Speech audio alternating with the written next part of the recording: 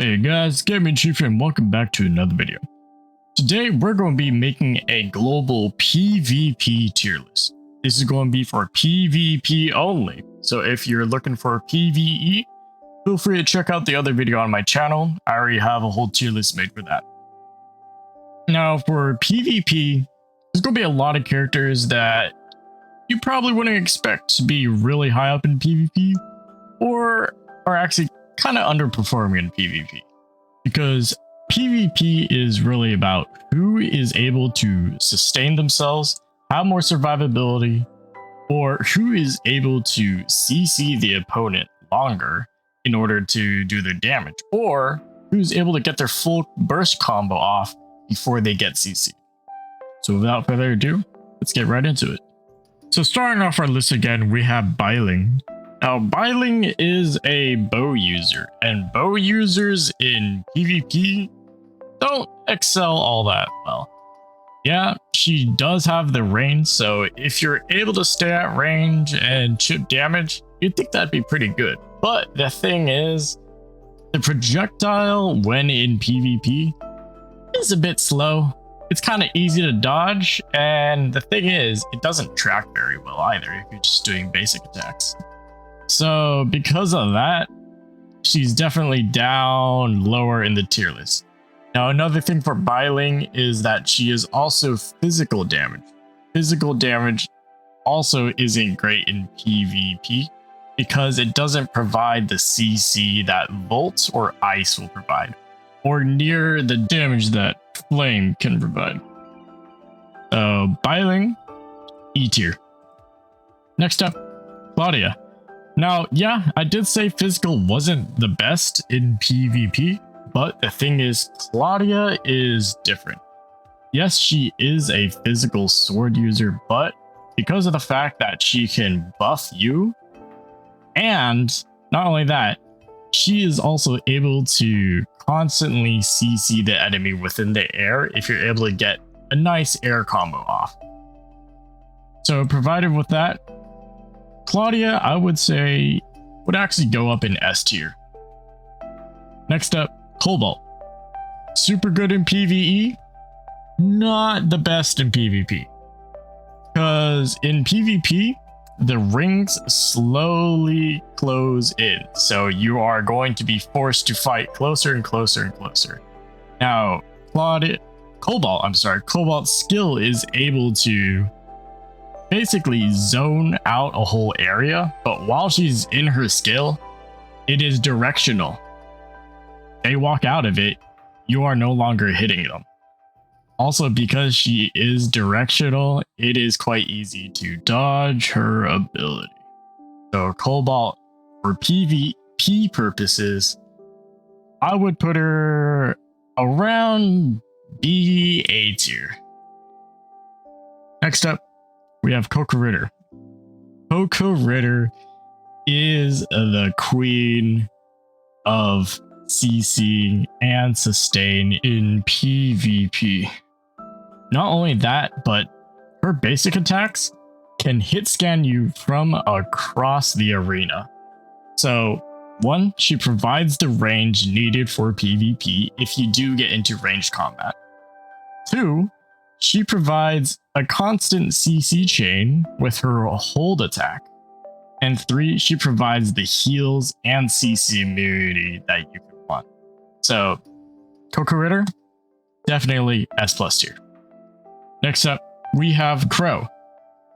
The thing with Crow, yeah, he does do a lot of damage once the enemy shields are down, but this is only if you're able to ideally set Crow's damage up. Because if you're not able to break their shields while having Crow's discharge ability up along with his skill, you're going to be kind of wasting another slot with your characters.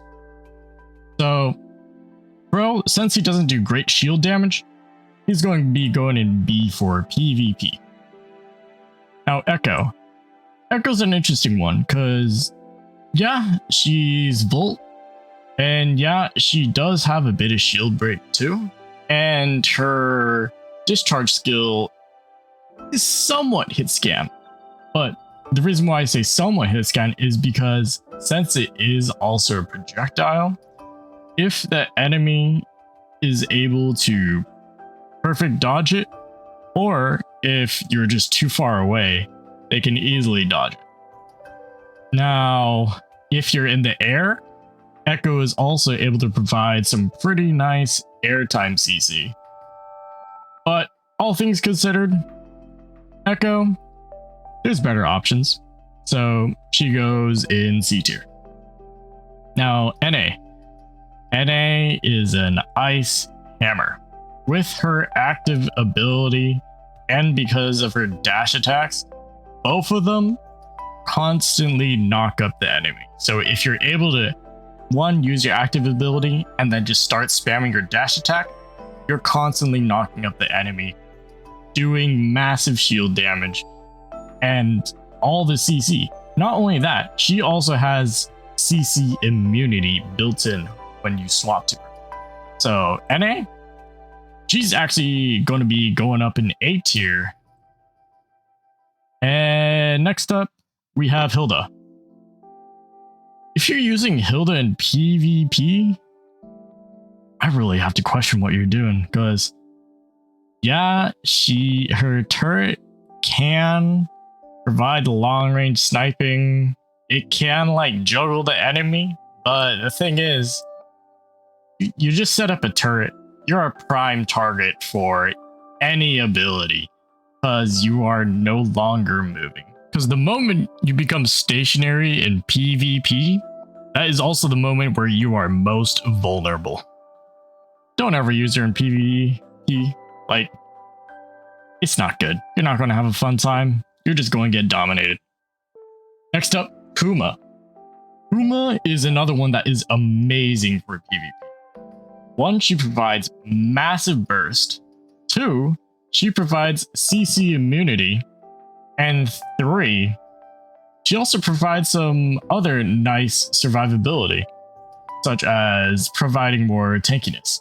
Now, do note, weapon resonances do not work in the PvP arena. They do not exist. So all your DPS resonance, defense resonance, healer resonance, they will not work.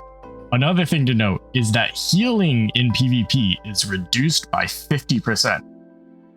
But all that considered, Huma, extremely good in PvP.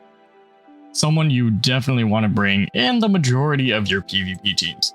She's just that good. Now, next up, we have King.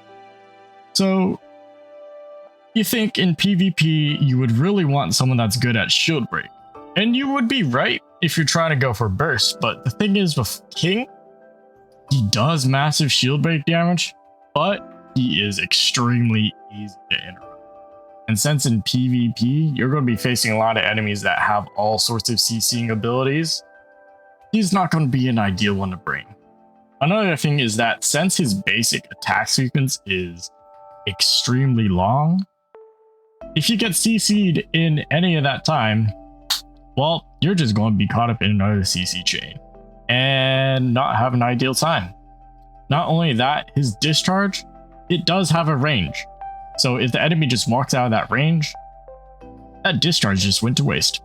So King, he's actually going to go in B tier of Crow, I would say. Next up is going to be Meryl. Meryl, I would say, is probably the last one I'm going to be putting in S+ tier. Now, this is going to be for two reasons. Meryl does very good with shield break. And two, she has extremely good survivability.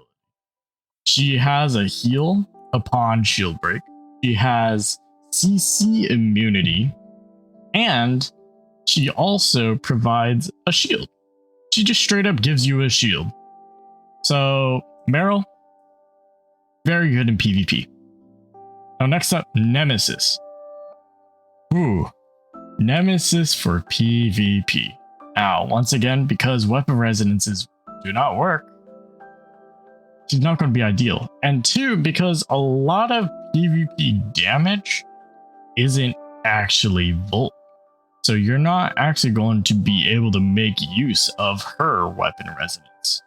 So with that being said, I'd put her in B tier.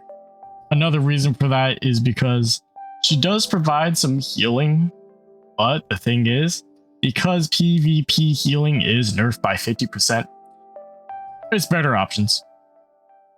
Next up, Pepper. She's like Coco Ritter, her attack sequences are pretty similar, but her discharge skill, stationary, her healing zone, stationary.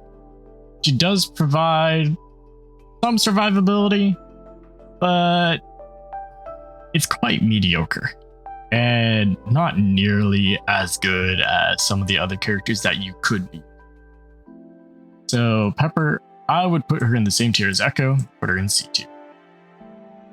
Next up on our list is going to be Samir. Now, Samir, you would think she's good because in PvP, she has a safe air attack, right? Thing is, in PvP, enemies can actually hit you in the air. Wow, surprising, right? So Samir, not one you really want to bring. She does provide some damage, but once people learn how to face Samir's, she really just goes into the gutter because a grounded Samir really doesn't do the best damage. You're not making the full use of her kit. Not ideal for people. Samir, I would put arguably below the SRs in D tier. Next up, we have Shiro. Shiro's interesting. Shiro can be good, but the thing is, with her kit, and because it does plop out a stationary zone for her active skill, they walk out of it, they're not going to be taking as much damage. But a nice thing about Shiro is that she does provide nice shield break while also being ranged, semi-ranged. So if you need a ranged option that can do pretty good shield break and be kind of annoying to face in PvP because you are zoned off from a certain area, she might be one you want to look into bringing in, but in my personal opinion, she goes in the B tier. Now next up, Tsubasa. Tsubasa, just like Bai Ling, huge issue with bow users in PvP. Just isn't that great. Bow tracking in this game, not ideal for PvP. Sure, she can provide some of the range attacks, but there's better options. I'd rather have a hit scan than a projectile weapon that lacks in tracking, right? So Tsubasa, actually going to go in D tier. Next up is, and the last one on our list, is going to be Zero. Zero's quite good. He's actually quite good in PvP. The thing is with Zero is that his skill has a very long cooldown, but it provides immunity for 3 seconds. So that is something you might want to consider. Enemy Huma about to wreck your face, you pop out Zero, you use his skill, there goes all their Huma cooldowns, or your Zero cooldown, and now you can start healing up, getting some damage boost, and prepare for your combo. Zero, definitely one I would put in S tier. So with that being said, that's going to wrap up this video for our global PvP tier list. If you have any questions or comments, feel free to leave them down below. Make sure to hit that like button, subscribe, and hit the bell to stay notified for whenever I post another video. Thanks for watching. Hope to see you in the next one. Chief, out.